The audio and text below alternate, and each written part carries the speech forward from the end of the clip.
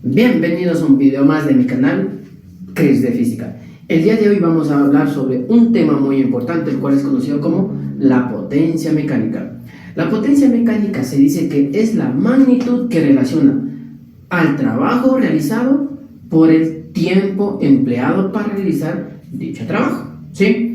Entonces se dice que la potencia mecánica relaciona a estas dos magnitudes muy importantes, ya que para poder obtener potencia tiene que haberse realizado trabajo, ¿sí? Realizado trabajo para poder desplazar un cuerpo en forma horizontal o si no, levantar un objeto en forma vertical, ¿sí? Ya que si yo desplazo o si yo levanto, estoy realizando trabajo, ¿sí? Pero si a esa acción yo lo tomo en cuenta también otra magnitud muy importante, la cual es el tiempo, ya estoy tratando de calcular lo que es la potencia mecánica, ¿sí?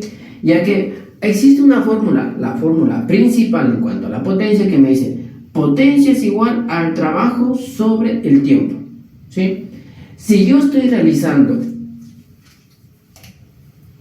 trabajo, ¿sí? Y si yo ese trabajo lo aumento, lo incremento, por ende se dice que el trabajo es directamente proporcional a la potencia, es decir, a mayor trabajo, mayor potencia, ¿sí? Y también puede ser inverso, a menor trabajo, menor potencia, ¿sí?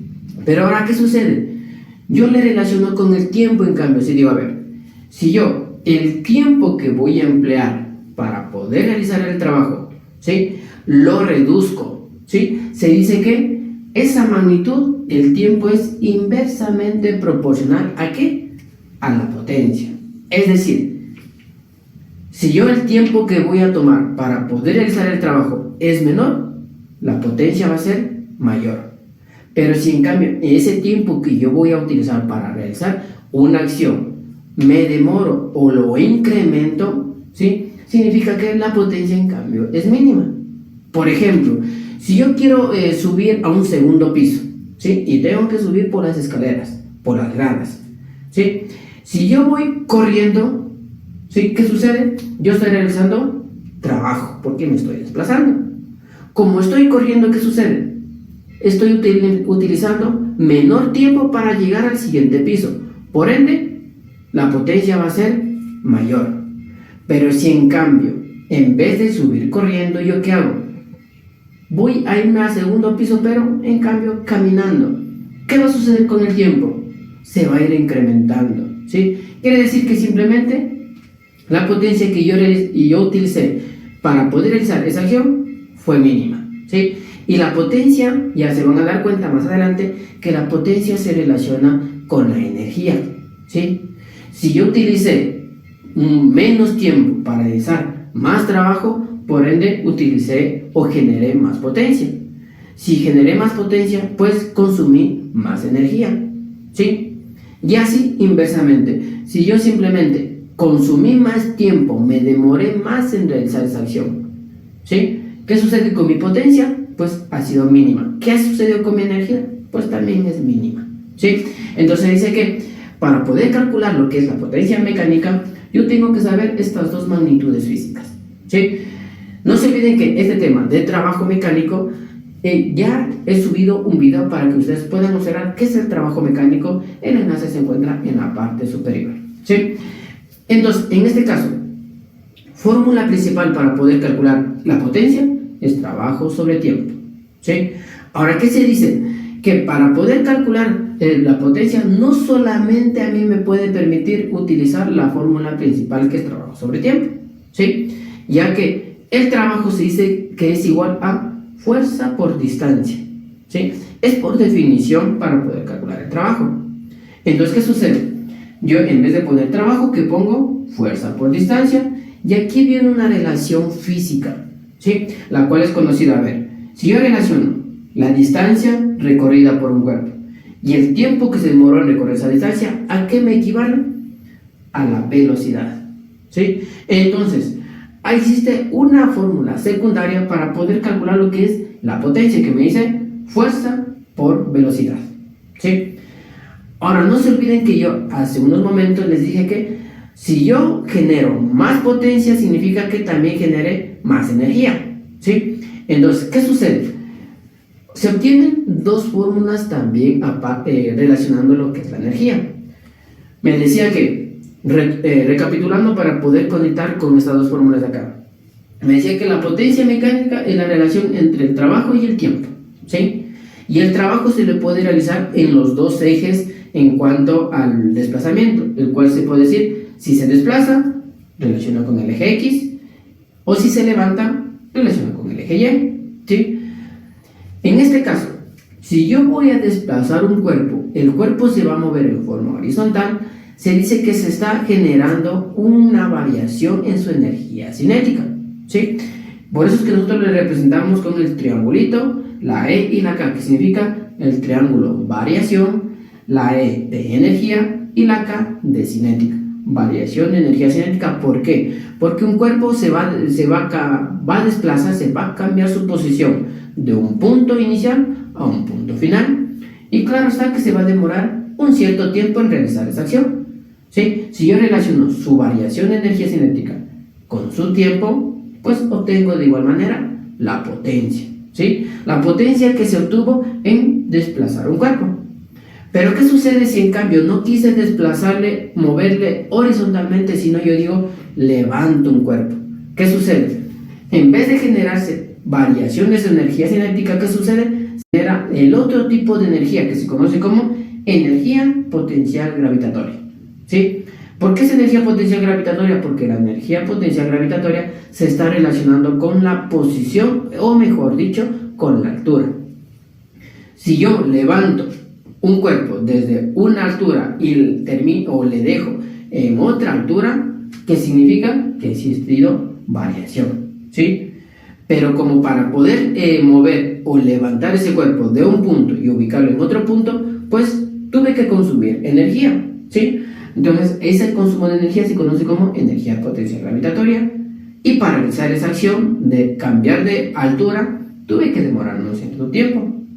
Por ende, la relación entre la variación de la energía potencial gravitatoria y el tiempo también se conoce como potencia, ¿sí?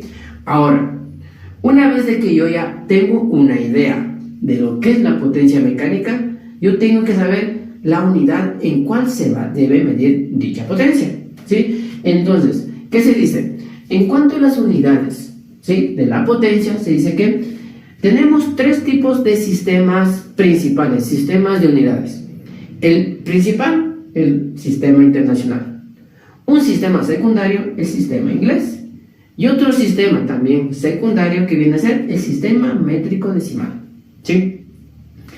Según el gran científico James Watt, el cual hizo el estudio de la máquina de vapor y dio un gran aporte en ese tiempo sobre esa máquina de vapor, entonces él nos dio un gran aporte sobre el consumo de energía, ¿sí?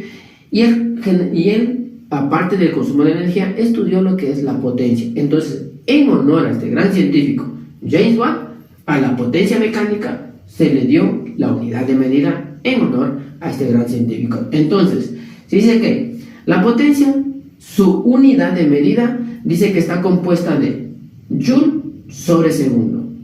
Algunos me han de preguntar, ¿por qué Joule sobre segundo? Me vengo a la fórmula principal y digo, a ver, según la fórmula principal se decía que la potencia es igual al trabajo sobre el tiempo, ¿sí? Y aquí se origina en base a esta fórmula. ¿Por qué? Porque el trabajo, su unidad de medida según el sistema internacional es el Joule, ¿sí?